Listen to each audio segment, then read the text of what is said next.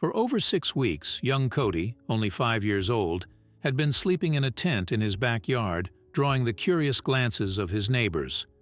What had started as a summer adventure had turned into an unending campout, with Cody braving the elements night after night. The neighbors, initially amused, now harbored a growing concern for the boy's well-being. When a worried neighbor finally dialed 911, the startling truth behind Cody's persistent outdoor stay was unveiled, sending a wave of disbelief and empathy through the community. The neighbors, particularly the Parker family, watched Cody with a mixture of amusement and growing concern. It had started as a charming story, a little boy on a backyard camping trip. They'd mused that perhaps he'd wanted to join the Boy Scouts and that Cody was camping in the backyard as practice. But as 1 week turned into 2, then 3, and now over 6, their amusement turned to worry. Mrs. Jane Parker observed Cody from her kitchen window. She noted how the boy took extra clothes and books back and forth from the house. "He's just playing," her husband David remarked nonchalantly over breakfast. But Jane wasn't so sure. The nights were getting colder, and Cody's persistent outdoor stay, especially the lack of parental interference, puzzled her to no end. On one bright, crisp morning, when Cody had been camping outside for 7 weeks already, Jane decided to bring Cody some homemade cookies. She walked across the dewy grass, knocking softly on the tent's flap. "Cody, are you there?" she called gently. There was a shuffling inside, and then Cody's head popped out, his hair tousled from sleep. "Hi, Mrs. Parker," Cody greeted, his voice cheerful. He accepted the cookies with a grin, but his quick thanks and the brief glimpse she caught of the tent's interior, neatly kept with a small stack of books, didn't offer any clues to the reason why Cody camped outside. Jane tried to peek inside for any sign of trouble, but Cody quickly zipped the flap closed. Back home, Jane shared her concerns with her husband. "He's just a child. What if he's scared at night?" she fretted, her worry clear on her face. Dave, though, was hesitant to interfere. "Let's give it another week," he suggested. "He seems happy, doesn't he?" Her husband had a point. Cody looked fine. He didn't look sad. He wasn't injured, and other than looking a bit mussed from sleep, his clothes had been clean and tidy. Still, she couldn't shake her concern. As the days passed, Cody's routine remained unchanged. He would play in the yard during the day, often sitting quietly by the tent as if guarding a secret. Neighbors whispered and speculated. Some thought it was a child's game, others feared something more troubling was at play.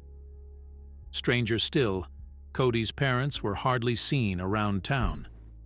The local community began to take notice. People walking their dogs or jogging by would pause and look at the small tent in the backyard, whispering among themselves. The sight of a young boy living outdoors so consistently was unusual enough to spark rumors. Jane's concern for Cody grew, after all. He was only 5 years old. One evening, Jane called her friend, who was a child psychologist. "It's not normal for a little boy to spend so many nights outside, away from his family," she explained.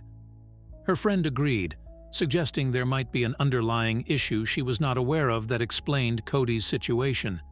After all, why would such a young boy be left to his own devices? And more importantly, where were his parents? Determined to get to the bottom of it, Jane took her opportunity when she saw Cody's mother, Sarah, the next day. The woman was briskly walking back to her house, and Jane had to jog to reach her before she disappeared behind the door again. "Sarah, can we talk?" she asked, her voice laced with concern. "It's about Cody. He's been in that tent for so long now. Is everything okay at home?" Sarah looked taken aback, and her hesitation spoke volumes. Jane noticed Sarah's hesitation and decided to approach her with a friendly demeanor. "It's a lovely morning, isn't it? Maybe we could grab some coffee," she suggested, hoping to ease into a conversation. Sarah nodded slightly, but her eyes darted anxiously towards her house. Jane's offer was gentle, aiming to forge a connection that might help open up the dialogue about Cody. She invited Sarah for coffee, hoping to create a relaxed atmosphere for a heart-to-heart conversation. "There's a nice cafe just around the corner. It might be good to have a chat, just the two of us," Jane continued, her tone warm and inviting. Sarah fidgeted with her keys, her mind seemingly elsewhere, but she managed a weak smile in response to Jane's persistent kindness. Sarah declined the offer, deflected Jane's questions, avoiding discussing Cody's situation directly. "I really should be getting back," Sarah said, her voice strained as she glanced back towards her house. Jane noticed the evasion and felt the conversation slipping away. She tried to keep the interaction light, but it was clear Sarah wasn't ready to dive into anything too deep just yet. Jane tried to offer her support and companionship, hoping it would encourage Sarah to open up. "If there's anything you need, or if Cody needs anything, please let me know," Jane said, stepping a bit closer. Sarah nodded, her expression softening for a moment, as if the offer had reached her, yet she remained tight-lipped about the reasons behind Cody's extended stay in the tent. When Jane pressed again about Cody, Sarah excused herself and quickly went inside, leaving Jane puzzled. "We can talk another time," Sarah murmured as she retreated to the safety of her home. Jane stood there, a mix of concern and frustration brewing inside her. She knew something was amiss, and that Cody's well-being might depend on understanding that mystery. Jane lingered on the porch, worried but respectful of Sarah's privacy, watching her disappear into the house. She stood there for a few moments, lost in thought about the brief interaction. Turning slowly, she walked down the steps with a heavy heart, her mind racing with concerns about Cody's mysterious situation and Sarah's evasive demeanor. The abrupt end to their conversation left Jane with more questions than answers about Cody's welfare. As she walked back to her own home, her steps were hesitant, her mind cluttered with concerns.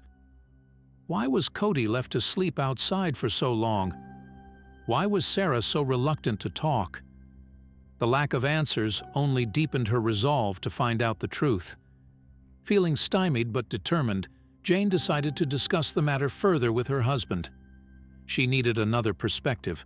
Perhaps David could see something she had missed.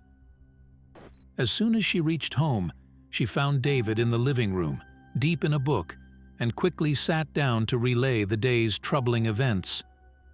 Back home, Jane recounted her conversation with Sarah to David, who became more concerned this time.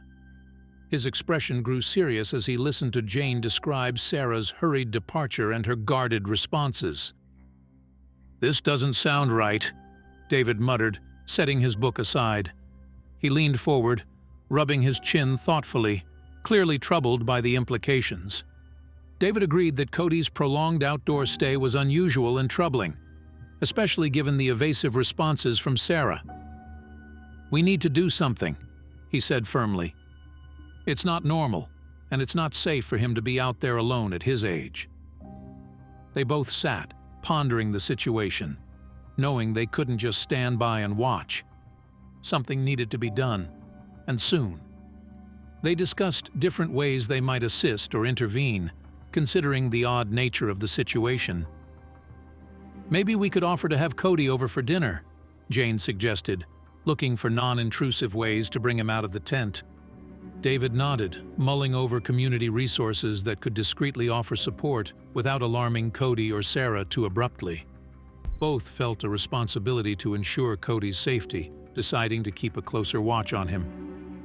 "We'll take turns checking on him from the window," David said, setting up a small binocular station by their living room curtain.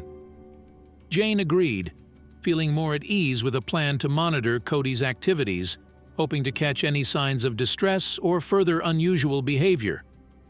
They planned their next steps, thinking about more direct ways to understand Cody's backyard camping. "What if we invite him to join a kids' group activity in the park?" Jane proposed. This would give them a chance to see how he interacts with other children and if he shows any signs of distress or discomfort in a public setting. Over dinner, Jane and David strategized about approaching Cody directly to learn more about his situation. I think I should just go over and talk to him, David decided. A casual chat might reveal more than we expect. Jane appreciated David's willingness to step forward and nodded, knowing that a friendly approach could make all the difference. They decided David would visit Cody's tent to try to observe or uncover any underlying issues firsthand.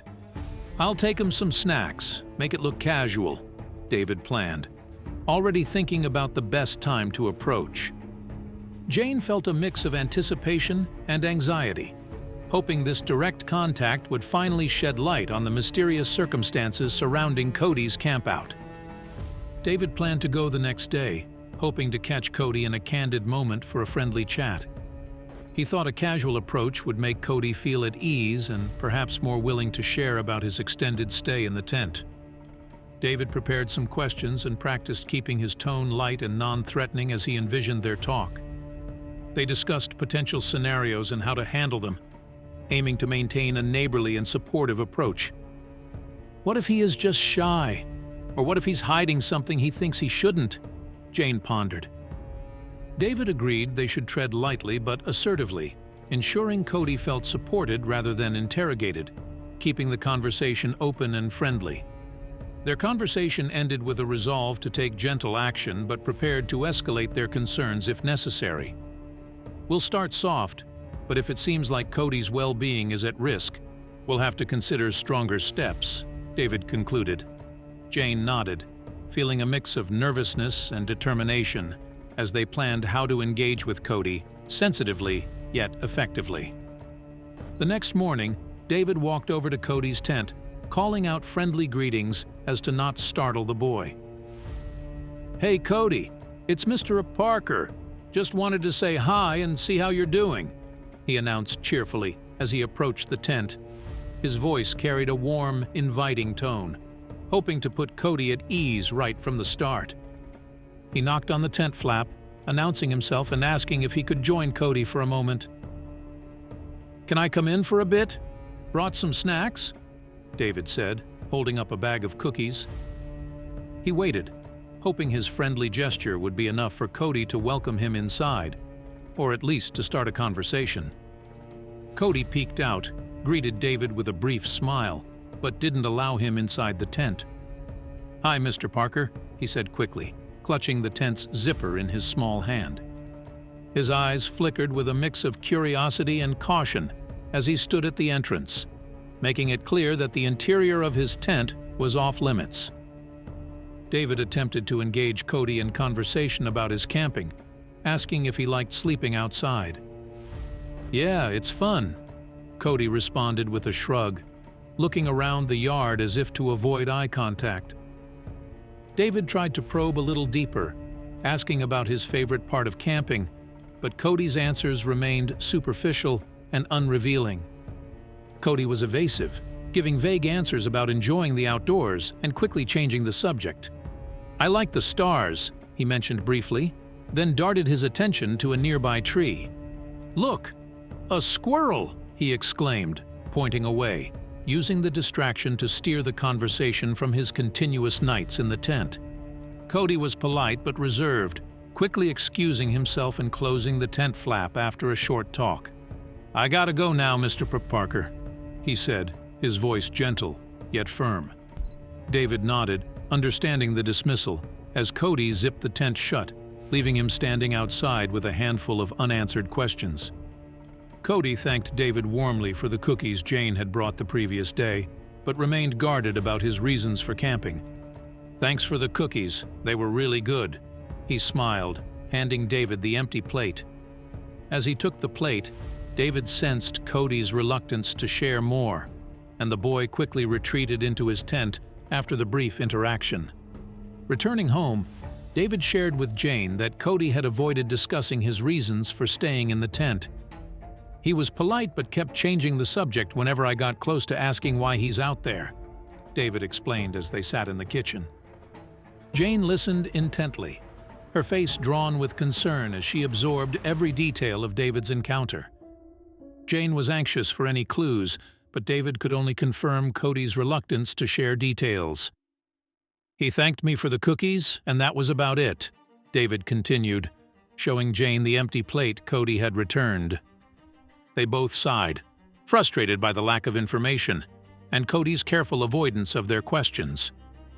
They discussed Cody's guarded behavior, growing more concerned about his well-being. "Something's not right if he won't talk about it," Jane said, pacing the room. David nodded, agreeing that Cody's evasiveness was unusual for a child his age, and that it hinted at something more worrying than a simple preference for sleeping outdoors. Both felt frustrated by the lack of progress, but resolved to continue their efforts to help. "We can't give up on him. Maybe he just needs more time to trust us," David proposed, trying to stay optimistic. Jane agreed, her resolve hardening, determined to find a way to break through Cody's barriers and ensure his safety. They considered seeking external advice on how to proceed without causing further stress to Cody. "Perhaps we should talk to someone who knows how to handle these kinds of situations," Jane suggested. They thought about their acquaintances and remembered a friend who was a child psychologist. "Maybe she can give us some insight," David mused, reaching for the phone to make the call. Jane and David decided to consult a professional, calling a child psychologist friend for insights. They described Cody's extended camping in the backyard and their fruitless conversations with his mother. Their friend listened carefully, providing her perspective on the situation, which helped Jane and David feel more confident about the steps they needed to take next. They explained Cody's situation and their interactions with him and his mother, seeking guidance. "He's been out there for weeks and he avoids talking about why," Jane shared, her voice laced with concern.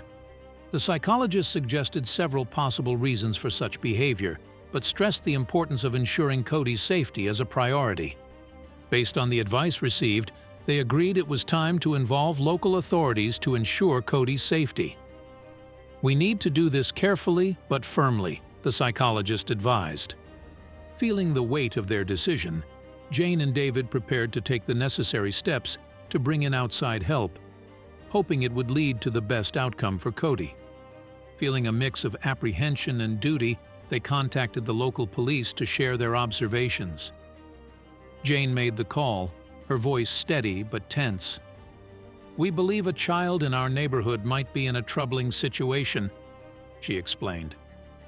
She detailed their observations and concerns, requesting that the police look into Cody's well-being carefully and sensitively. The next day, 2 police officers arrived at Jane and David's doorstep to take a formal statement. Jane opened the door, her heart racing with both anxiety and relief. The officers introduced themselves with a calm demeanor, setting up their notepads to record everything Jane and David would recount about the situation with Cody. Jane and David explained their concerns in detail, emphasizing Cody's prolonged outdoor living. "He's been out there night after night, and we've tried talking to his mother," David told the officers, his voice filled with concern. Jane added comments about their interactions with Cody, painting a clear picture of the unusual circumstances that had prompted their call. The officers listened attentively, taking notes and asking clarifying questions about Cody and his family's behavior. "How often do you see his parents?" one officer asked. "And has Cody mentioned anything to you directly?" they continued. Their thoroughness showed their commitment to understanding the full scope of the situation before taking any action. The officers assured them they would investigate discreetly to avoid alarming Cody or his parents. "We'll approach this sensitively," one officer explained. "Our priority is Cody's safety, but we want to handle this without causing unnecessary distress." Jane and David nodded, appreciating the thoughtful approach as they provided the last pieces of information the officers needed. Grateful but nervous, Jane and David watched the officers head towards Sarah's house to speak with her. From their living room window, they could see the officers cross the street, their figures marked by the official uniforms. The couple held on to each other, hoping that their decision would lead to a positive change for Cody. Observing from their window, Jane and David saw the officers knock on Sarah's door. They watched intently as Sarah opened the door, her expression one of surprise and confusion.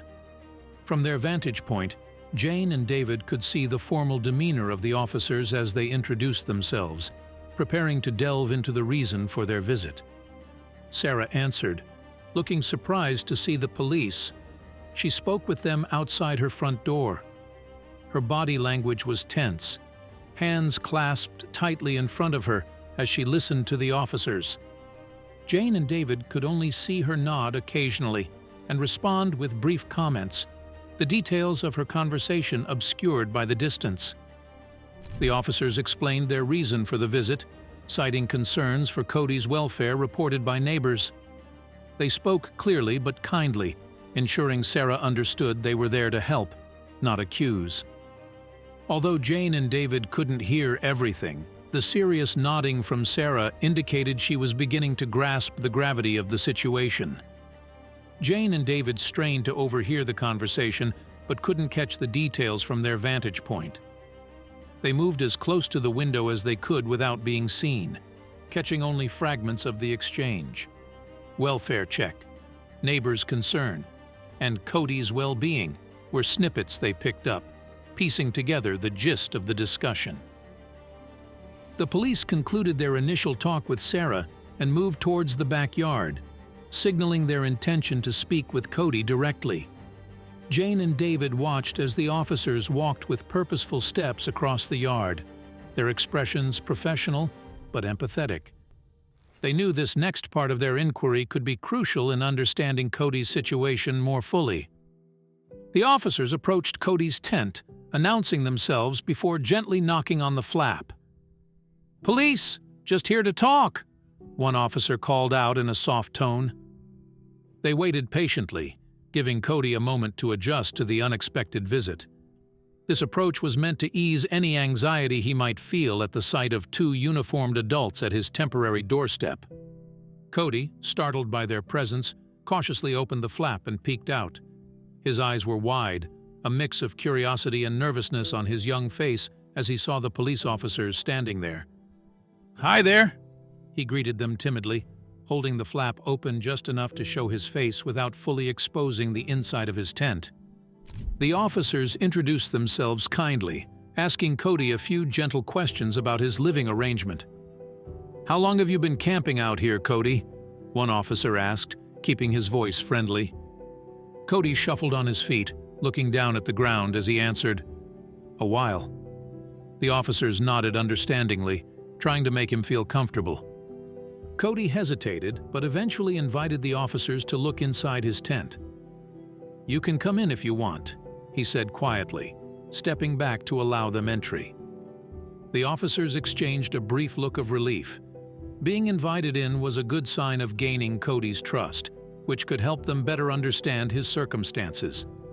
Inside, they saw Max, Cody's dog, comfortably lying on a sleeping bag, revealing the reason for Cody's outdoor stay. The officers carefully observed the cozy setup that Cody had made for his pet. It was clear now why Cody had chosen to stay outside, despite the apparent discomforts of prolonged camping. The officers understood Cody's situation and reassured him they were there to help, not to scold. "We're here to make sure everything is okay for both you and Max," one officer gently explained. Cody's initial apprehension eased as he realized that the officers were allies, not threats, to his makeshift backyard haven. Cody explained that Max was sick and not allowed inside, so he chose to stay with him to keep him company. "He's my best friend, and he needs me," Cody said, his voice firm with conviction. The officers listened, nodding with understanding, as Cody detailed how he managed to take care of Max day and night from the tent. Relieved to understand the situation, the officers discussed the next steps with Cody, ensuring the dog received care. "We'll see about getting Max some help from a vet," one officer suggested, pulling out his phone to look up local veterinary services. Cody looked on with hopeful eyes, grateful that the help he needed was finally on the way. They praised Cody for his loyalty to Max and promised to help him explain the situation to his parents and the neighbors. "You've done a brave thing staying out here with him," they commended, making plans to assist in communicating with the adults who might not have understood Cody's motivations at first. Cody felt relieved and grateful as the officers left, hopeful that Max would soon be well enough to return indoors. He watched them walk away, their figures receding into the distance, and felt a weight lift from his shoulders. For the first time in weeks, Cody felt like the burden of his secret was shared and understood.